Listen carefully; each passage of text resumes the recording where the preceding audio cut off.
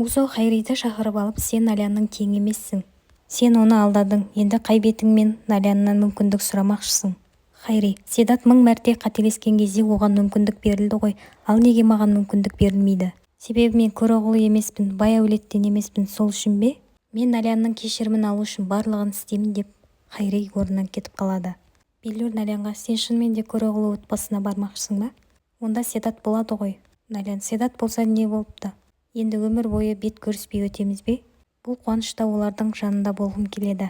Рафет мырза немерелі болуды қанша күтті. Дәл қазір мен үлкен отбасының қасында болғым келеді. Саған бір түрлі естілетін шығар. Бірақ менің қалауым сол болып тұр. Биллур, Рафет мырза, Налянға үйдің жөнде жұмысын сіз істегеніңіз туралы айтпаңызшы, әйтпесе ол маған ренжиді. Алаңдама Биллур, бұл екеуміздің арамыздағы құпия деп Налянға жаңа есік көріп жүреді. Барлығы бақытты болып дастархан басына жинала бастайды. Седат өз қолымен ас әзірлеп алып келеді. Гүлжихан Седатқа, қазір Налян келген кезде еш нәрсе білдіруші болма. Седат, жоқ, мен қазір бұрынғыдай емеспін, алаңдамаңыз, еш нәрсе жасамаймын дейді. Рафет мырза, Налян, Биллур, Хафиза төртеуі келеді. Налянды көріп барлығы қуанып кетеді. Гүлжихан, сұлу қызым келді. Мен сені қатты сағындым. Гүлжихан ханым, мен де сізді қатты сағындым. Седат Наляннан көзін ала алмай қарап тұрады. Барлығымен амандасып болған соң, Джавид Рафетке бұл жаңалықты естіртеді. Рафет, сен немерелі боласың, ата боласың дейді. Рафет, сен алмай, сен не деп тұрсың, шынымен деме? Гүлжихан, я Рафет, сен дұрыс естідің, Селеннің балалары болады, олар егіз екен. Рафет қуанып Селенді құшақтайды. Қызым, саған көп рахмет. Бүгін менен асқан бақытты адам жоқ шығар. Қане күйеу бала, сен де кел деп үшеуі құшақтасады. Джавид Рафетке, сен керемет ата боласың. Рафет, сен де олардың атасысың. Барлығы бақыттан бал-бұл жайнап отырған кезде Налянның есіне Хайри түсіп кетеді. Хайридің үйге кірген сәті, осы үйде Хайримен болған жағдайлардың барлығы оның есіне түсіп кетеді. Сөйтіп Налян өзін жайсыз сезінеді. Гүлжихан Налянға, қызым, сенде барлығы жақсы ма? Я, менде барлығы жақсы. Мен қолымды жуып келейін деп Налян кетіп қалады. Седат та тұрып артынан барғалы жатқан кезде Рафет оны тоқтатып, сен отыр. Телефонмен сосын сөйлесесің дейді. Налянның артынан Музо барып, сенде барлығы жақсы ма? Жақсы болуға тырысып жатырмын, бірақ қолымнан келе ме келмей ме? Налян, сенің ешқандай кінәң жоқ, әлі барлығы жақсы болады. Мен өмір бойы жаным жараланып келе жатыр. Өмір бойы солай болып жүру менің маңдайыма жазылған сияқты. Музо, жоқ, сен Хайриді жоғалтудан қорқасың. Барлығына уақыт емші. Мен сендердің отбасыларыңда бақытты болдым. Ал өзімді қазір жалғыз сезінемін, қанатынан айырылған құстай. Налян жылап тұрған кезде Левент келіп, Рафет мырза сендерді шақырып жатыр дейді. Түркан айнаға қарап көршісінің айтқаны, сен әдем болып жүруің керексің. Сонда Хайри сенен кете алмайды деген сөз есіне түсіп, боянып сылана бастайды. Седат, Джавид көке маған керемет дәрігерді ұсынды. Соның арқасында өзімді жақсы сезінемін. Бір айдың ішінде мен жақсы жаққа өзгеремін. Әлгі дәрігер ханым өте сұлу екен. Налян өзін бір түрлі сезініп қалады. Гүлжихан жақтырмай қарап, әңгімені басқа жаққа бұрып жібереді. Селен Левентке, Биллурге қарашы, ол сондай бақытты болып жүр. Левент, я, меніңше екеуі керемет жарасады. Бір-бірлеріне ғашық болса керемет болар еді. Налян, біз енді тұрайық, бүгінгі кеш үшін рахмет. Рафет Налянға, саған қандай да бір көмек керек болса, маған айт, мен дереу шешіп беремін. Музафир Налянды шығарып салады. Ертең жұмыстан соң екеуміз кездесейік дейді. Налян үйге келген кезде есіктің алдында Хайри тұрады. Биллур мен Хафиза байқамас үшін, мен тоңып кеттім, кәне үйге тезірек кірейік деп үйге кіріп кетеді. Налянның үйге кіргелі сол еді, Хайри оған сообщение жазып жібереді. Мен сенсіз өмір сүре алмаймын деп жазады. Биллур Налянға, хабарлама жазған кім дейді. Музо ғой, ертеңгі кездесу жайлы айтыпты. Налян, мен өз бөлмеме барайын деп кетіп қалады.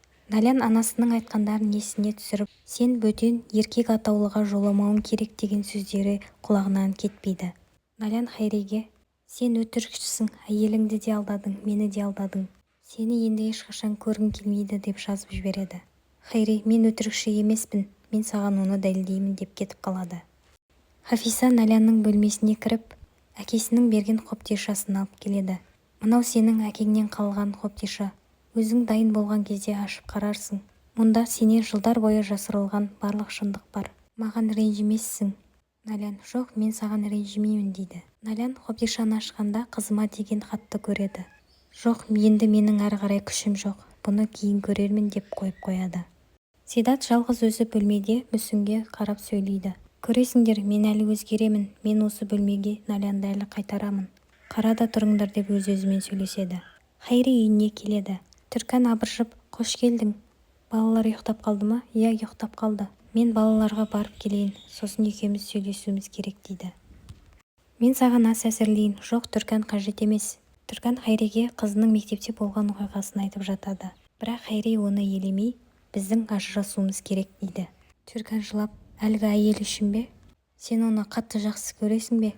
Хайри, біз ажырассақ та балаларым сені ақша жағынан қамтамасыз етемін. Сендер қорғансыз болмайсыңдар. Көмектесіп тұрамын. Түркан жылап, сен кетсең, біз қорғансыз қаламыз. Хайри, айттым ғой, біз ажырассақ та бұрынғыдай сендерге ақша жіберіп тұрамын. Сен ақылды әйелсің, мені түсінесің деп ойлаймын дейді.